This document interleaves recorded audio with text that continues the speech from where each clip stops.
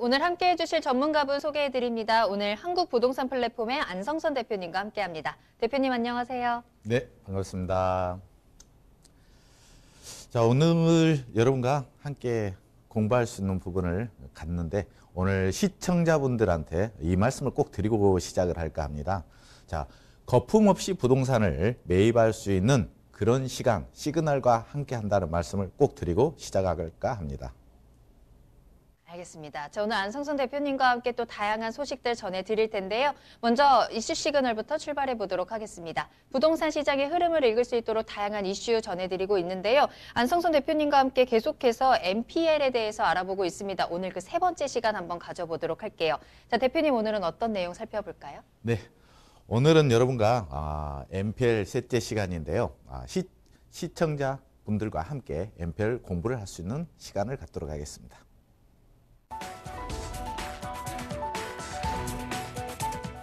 부실채권이란 단어를 들어보셨나요?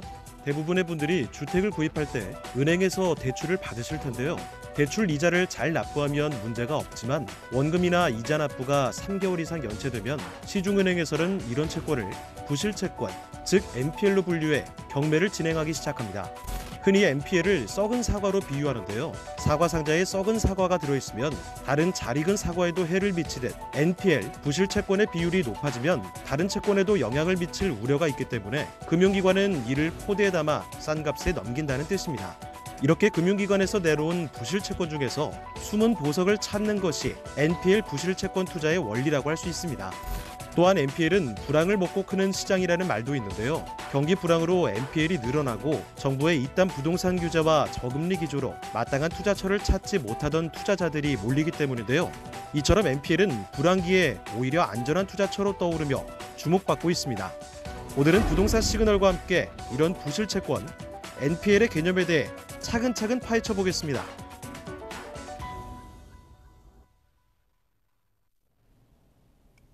네. 자, 오늘 이 시간 시청자분들과 함께하는 NPL 채권 투자 부분에 대해서 NPL 투자 파헤치기 오늘 셋째 시간을 갖도록 하겠습니다.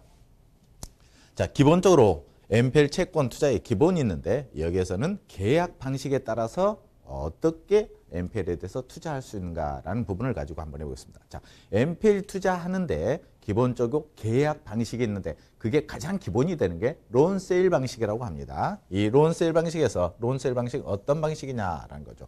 은행이 가지고 있는 1순위 근저당권을 AMC 회사, 한마디로 NPL 회사라고 할게요. NPL 회사에서 그 채권을 양도받는 겁니다. 그래서 은행에서 채권자를 NPL 회사로 명의를 변경해서 그 물건의 배당이나 유입까지 갈 수 있는 부분이라 생각하시면 될 것 같습니다.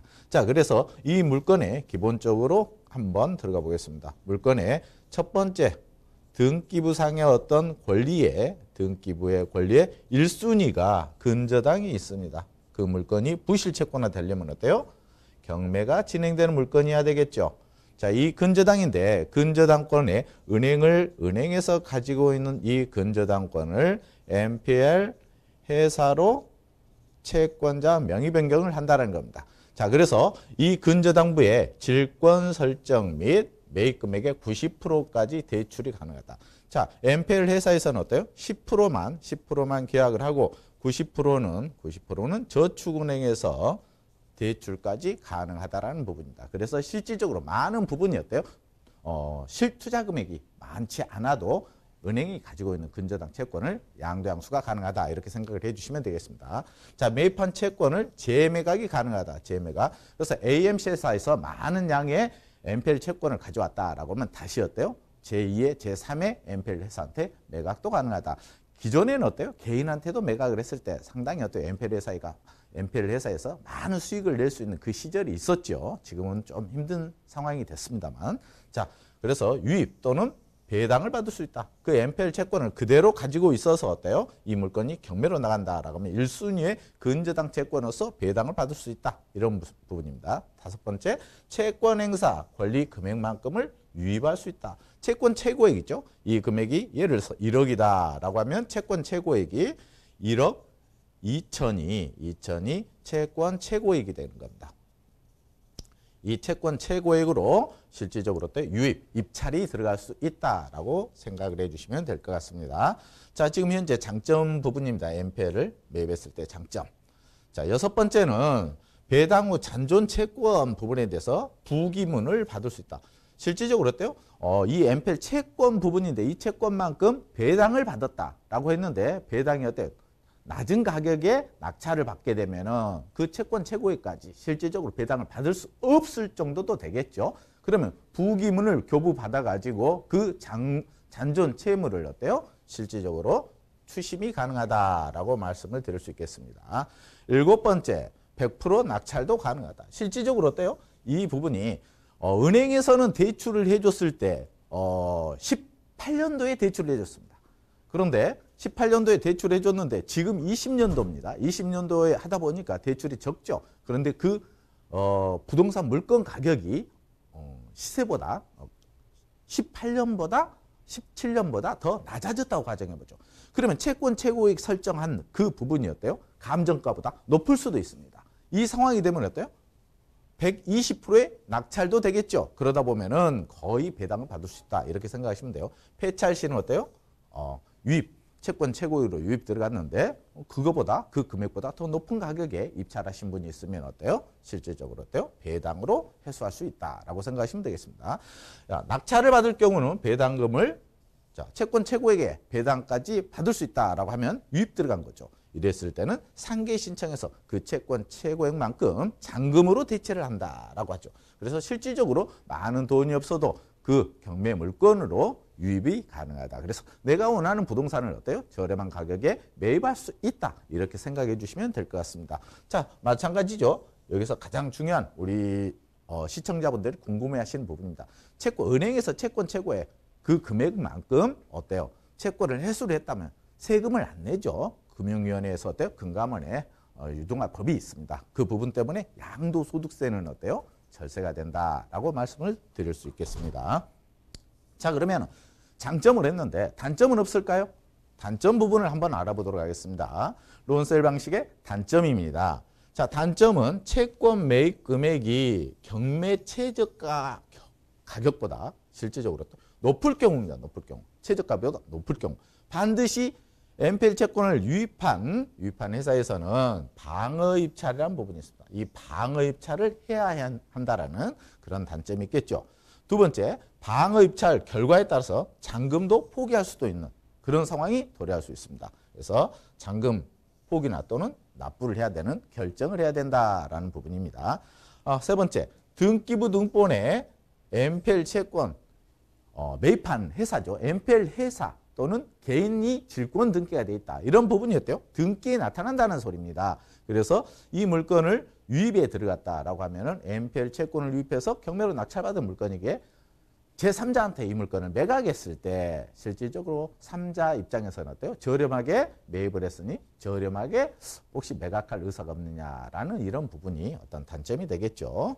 자, 취등록세 비용이 많이 든다. 물론 근저당권을 어때 양도양수해서 근저당 등기 비용 또 다음에 이 물건을 낙찰했을 때 취등록세 이런 부분이 좀 많이 들어가겠죠.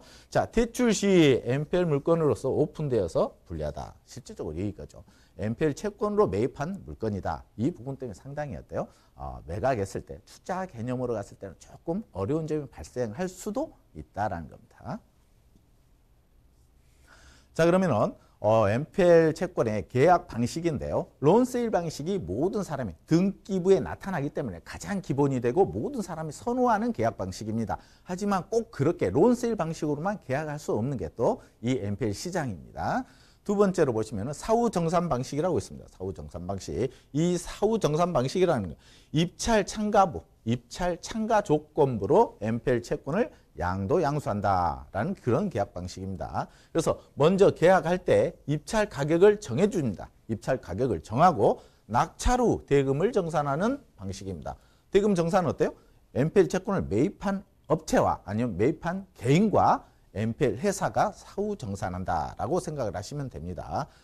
두 번째는 배당 후 채권자가 계약한 약정대로 정산한다. 실질적으로 NPL 회사와 계약한 NPL 채권을 매입한 개인이 있다라고 하면 약정대로 정산하는 거죠. 실질적으로 NPL 회사가 계약서를 만든다는 소리입니다. 이 계약서를 만들면은 그 계약서대로 이행하자라는 부분인데 그런 부분을 예를 들어서 한번 해보겠습니다. 예를 들어서 자, 채권 매각 가격이 1억이다라고 했을 경우 계약금을 어때요? NPL 회사로 1천만 원을 계약금으로 지불하는 겁니다. 자, 그러면 이제 매입한 업체에서는 입찰 보증금이 어때요? 600이 들어간다. 최저가가 6천만 원이 된다라고 가정한 거죠. 600만 원이 들어갈 경우 배당 금액 중 8,400만 원은 유동화 회사에서 가져가고 남은 금액은 초과 금액은 매수인 소유로 계약하는 방식이다. 한마디로 600만 원하고 아까 1천만 원, 1,600만 원이었대요. 계약자죠. 계약자가 지불했던 부분이고 나머지 금액은 NPL 회사에서 가져가는 그런 방식이다라고 생각을 해주시면 될 것 같습니다. 이게 사후 정산 방식이었습니다. 자, 그러면은 NPL 채권 투자에 론세일 방식과 사후 정산 방식 위에 어떠한 계약 방식이 있을까? 모든 것들은 어때요? NPL 회사에서 계약 방식을 만든다는 소리입니다. 이러한 계약 방식을 금감원에서 어떤 추천을 하거나 이런 계약 방식을 따라서 계약을 해라라는 부분은 없는 겁니다. 자, 그래서 채무인수 계약이라는 게 있습니다. 론세일과 채무인수, 사후정산. 자, 이 시간엔 채무인수 계약이라는 건 뭘까요? 그러면은 어떤 물건이 부실화됐으면 그 물건에 부동산의 소유권자가 있겠죠. 소유권자가 실질적으로 신용이 안 좋겠죠. 그래서 그 채무자 명의 변경을 해서 정산하는 방식이 바로 채무인수계약입니다. 그래서 채무자를 교체하고 진행하는 방식이다. 계약 후 상계 신청 동의서를 받은 후 정산한다. 한마디로 어때요? 그 물건을 인수했으니까 채무자 병의했으니까 상계 신청 동의서라는 거는 그 채권 금액을 잔금으로 상계시켜주라라는 상계 신청을 미리 계약과 동시에 받은 다음에 진행하는 정산하는 방식이다. 이렇게 생각하시면 돼요. 자, 네 번째는 입찰 대리 계약 방식입니다. 입찰 대리는 NPL 회사에서 그 채권을 실질적으로 가져왔는데 왜 자기가 권리가 없는 상태에서 계약자한테 이 부분을 드릴까요? 실질적으로 계약 금액이 상당한 금액이 고가인 물건들이 있겠죠. 이 고가인 물건들에서는 NPL 회사가 자기의 권리를 조금 내려놓습니다. 그리고 자본주에게 그 부분을 드리는 방식입니다. 자, 그래서 채권자 입찰 방식인데 채권 금액이 커서 계약 금액을 대신해서 계약 금액, 한마디로 이 계약 금액이라는 거는 NPL 회사와 계약 금액입니다. 그런데 NPL 회사에서 계약 금액이 없이 보증금으로 대체해서 나중에 낙찰이 되거나 배당을 받았을 때 NPL 회사와 매수한 업체에서 매수한 개인이 정산하는 방법이다. 이렇게 말씀드릴 수가 있겠습니다. 자, 그러면 부실채권 거래 시 NPL 회사에 어떤 장점이 있을까요? 우리가 NPL 회사도 한번 알아보자라 라는 부분을 가지고 한번 간단하게 여러분 시청자분들께 안내해 드리겠습니다. 자, 부실채권 했을 때 NPL 회사에서 어떤 특례, 유동화 복례에서 NPL 회사한테 특혜를 주는 그러한 제도가 있습니다. 채권 양수인이 채무자에 대한 통지 요건을 완화시켰습니다. 그래서 실질적으로 이 부분이 2번 정도 해서 통지를 했는데 안 받는다. 그러면 통지, 도달로 간주해서 우리가 진행시키는 방법론이죠. 그래서 3번 정도는 해줘야 되는데 2번 이상만 하면은 실질적으로 인정이 된다라고 합니다. 채권 양도 통지서를 내용증명 우편으로 발송한 날 이길 채권으로 확정한다. 발송주의죠. 예외죠. 우리나라 모든 권리 자체는 도달주의입니다. 도달주의. 그런데 예외로 발송주의로 채택을 하고 있다. 이렇게 생각을 해주시면 돼요. 자, 3번째, 금융위원회, 다트죠. 다트, 채권 양도 등록 시 이전 등기 없이 저당권 취득이 가능하다. 캠코나 토지주택개발. 한마디로 모든 NPL 회사는 다트, 금융위원회에 등록이 되어 있어야 된다라는 부분을 말씀드릴 수 있겠습니다. 4번째, 국민주택채권 매입의 의무가 면제된다. 국민주택채권을 인수 안 해도 되죠. 유동화 자산, 신탁, 저당권을 설정하는 경우다라고 말씀을 드릴 수 있겠습니다.